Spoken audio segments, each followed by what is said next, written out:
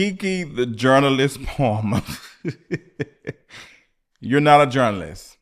That's not a bad thing. But to say that you interviewing Johnathon Majors would have gave journalism, please spare us. Let's talk about it. Y'all already know what time it is. I got the Black Feet Council.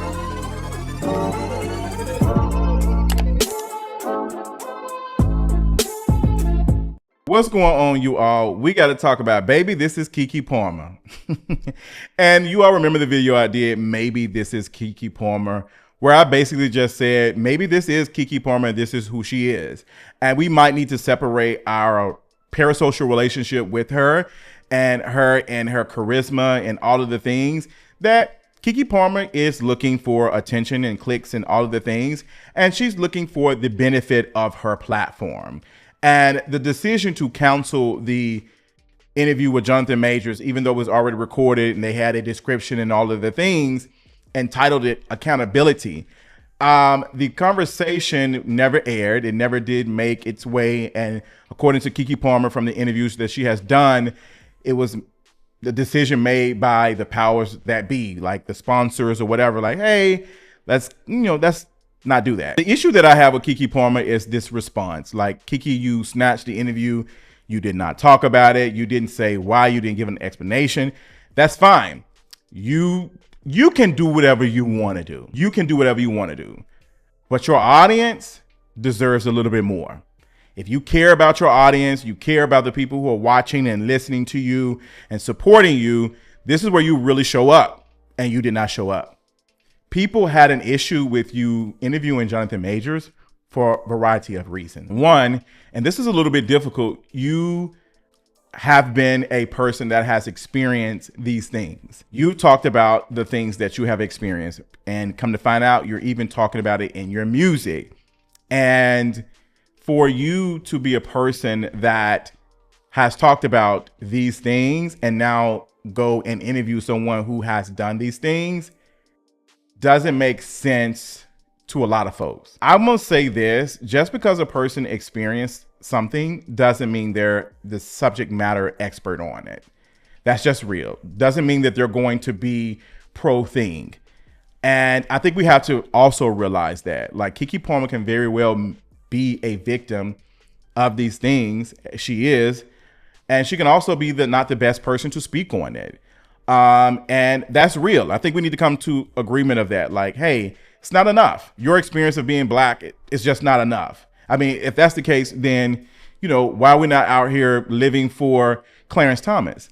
He's a black man with an experience of growing up in poverty and all these things. And look what he's out here doing, trying his best to eradicate basically the existence of, like, poor black folks and so many other black people.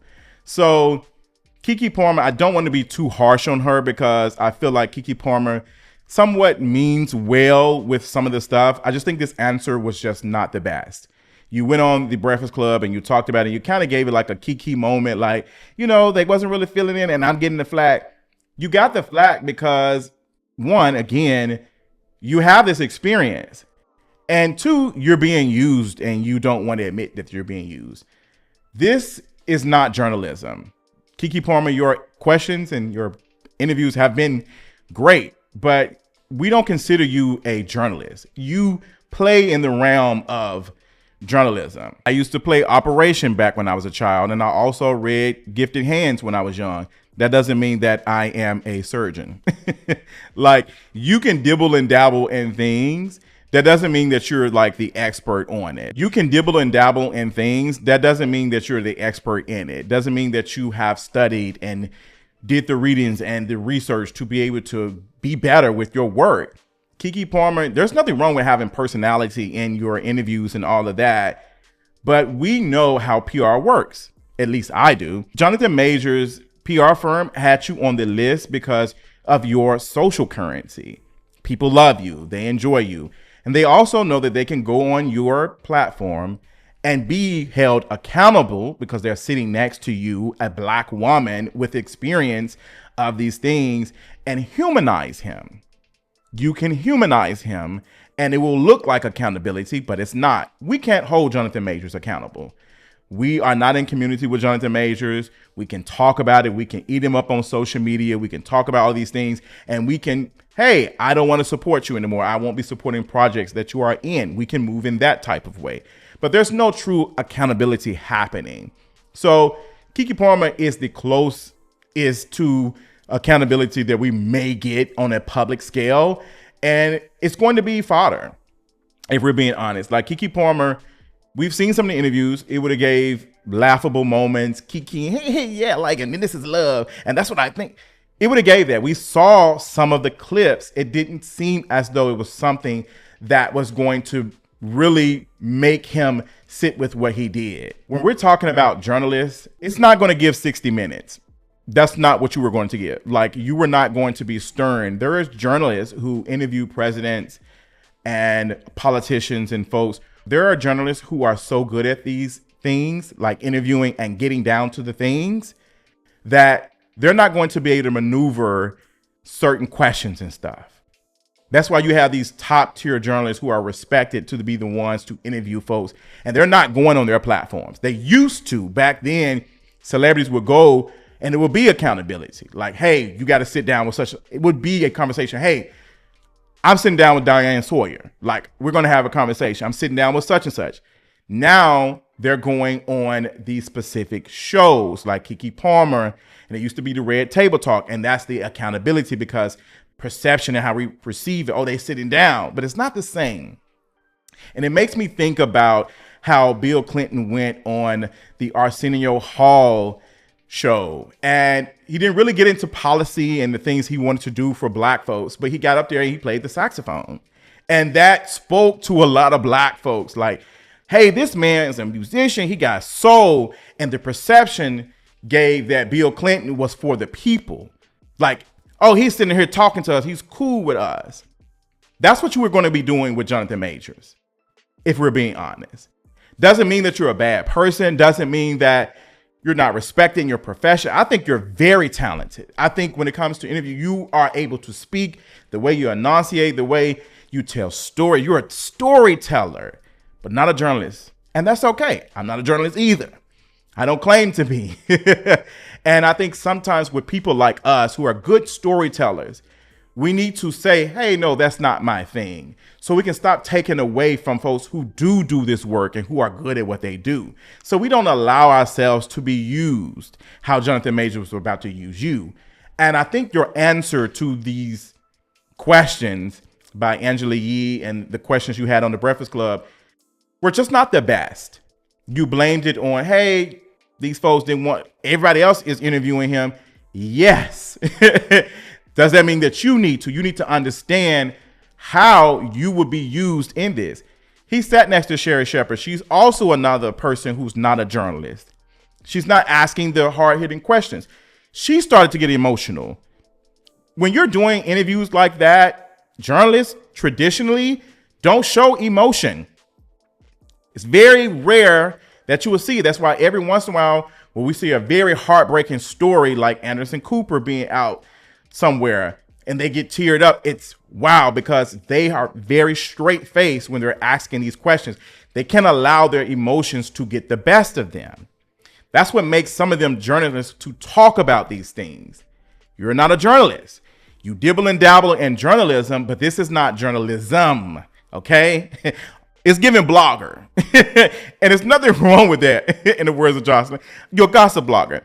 There's nothing wrong with that, but they see you as that. They can go and use your social capital. You have this black man who's been accused of these things sitting next to black women, and these black women are going to hold him accountable. Like, now you got Johnathon Majors accessing your audience. They didn't sit down because they really wanted to sit down with you. They sat down because of the social capital that comes with sitting next to KeKe Palmer. And you doing this work, and as long as you've been in the game, should understand, hey, I'm being used in this moment. And maybe you do understand that, and you're just like, hey, the check clears, that's all that matters to me. Then stop playing in our face and acting like you are a friend. Like, stop acting as if you are a cousin and all that. Like, stop doing that. Just be professional, but you can't. You can't, because when these serious questions come, you don't want to talk about it.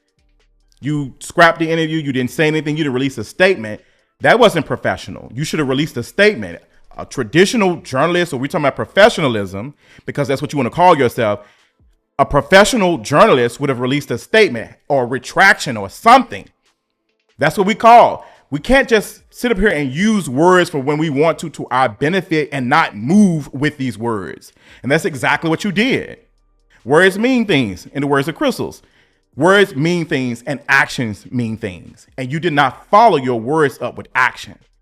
You should have released a statement. Hey, I'm not sitting down with Johnathon Majors because my fans have spoken, my audience has spoken. And although I made the decision to do it, I see how the audience feels. I'm not okay with disrespecting my audience, and I want to understand what I can do better. I just came up with it at the top of my head. You have way more resources than me, way more resources than the traditional folks who do this type of work. Do better. That's all we're asking for. And I feel like that you rely on your charisma so much that you don't understand why people are upset. Because you have this charisma that brings people in and they have a connection to you that is not traditional to everybody else. And you also don't do the best to protect it. You can't allow yourself to be used by men like Johnathon Majors. You cannot. Johnathon Majors was wrong for what he did. You're not the person to hold him accountable. So to even have the word accountability doesn't make any sense. What was the purpose of the interview? Why now? Why now? We have to ask these questions because seeing you, we've never seen you have a very serious conversation with these things. And I know you have it in you because when we did the interview so many years ago, there was some questions and some answers that I gave that you didn't think were going to be the best, and it ended up being scrapped from the interview, which I'm okay with because I didn't have any control over that when I sat next to you in common. But my answers to me probably wouldn't change because that's what I felt and that's what I believed in around that time. And it was around race and who am I more worried about? The conversation was very much about race, and I was very concerned about Black queer folks. That is my community. I've seen the numbers when it comes to HIV rates with Black folks versus white people. I'm always going to be concerned about people who look like me because these are the people who are the most vulnerable. So you have the ability to go and determine what is and what isn't. Like you can go and say, hey, this is not giving. So we expected that. We expected more from you. I think that's what the issue is. We thought you were someone who would be like, hey, I'm not interviewing Johnathon Majors. The gag is I ain't interviewing Johnathon Majors. He ain't finna come sit on my platform. That's what we get because that's what you give us. We know you're able to play and then be professional. We've seen it. I think you'll be amazing hosting an award show. Like I can see you doing that, but we're not expecting someone who isn't in this like that to be the one to ask Johnathon Majors the hard-hitting questions. Johnathon Majors has a PR firm to help him get back on track. They're telling this man what he should say and who he should sit next to. So this isn't just him deciding. He's trying to repair his relationship with Black folks because the white people haven't abandoned him. And now he's trying to secure his with Black folks. That's why he's in the relationship he is in now, because he's trying to repair that relationship so he can at least be able to play in some stuff and still make some money.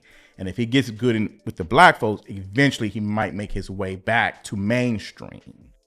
So yeah, like I just felt like KeKe, you should have did a better job of this.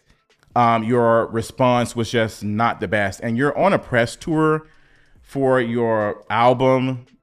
And I just feel like this would have been better had you had a conversation about this a while back and released a statement. You're now on a press run talking about your album that is about what you experienced. And now you're having to talk about why you didn't let the interview with said person who did these things air. and your answer is just not good. So this to me is just, it doesn't look the best. Again, I'm not necessarily faulting KeKe Palmer. I want to eat her up or anything, but I just want folks to understand, like, this is why I want you to understand this is why your audience had an issue with you. And I'm also really kind of tired of these podcast folks and these people doing these interviews and scared to tell celebrities what it is, like scared to tell them, hey, sister, this is the reason why. Like, because y'all also want connections with these people. Because at the end of the day, you all are wanting access more than anything. And I think that's what separates y'all from like somebody like a Wendy Williams, because Wendy Williams did not want to be around these folks after the mic goes down. She didn't want to kick it with these people. But now we have folks who calling themselves like journalists also want to be in these settings. Like, Wendy didn't care about pissing folks off. She was saying stuff about Diddy a long time ago. She was calling out things a long time ago. Now, all of it wasn't the best, but she didn't care. She was interested in getting down to the T and have the questions. She didn't want any connections with these folks other than getting to the T. And, you know, that's why a lot of folks miss Wendy Williams, because she was able to do that. And a lot of these journalists now, or people who call themselves journalists and doing these interviews with celebrities, are so terrified of asking their questions. And when they do, the questions that they're asking are not really good questions. It's more for shock value. And I'm a little bit disappointed in Angela Yee, but it is what it is. But let me know what your thoughts are. Let me know in the comments, honey. And we'll talk soon. Bye.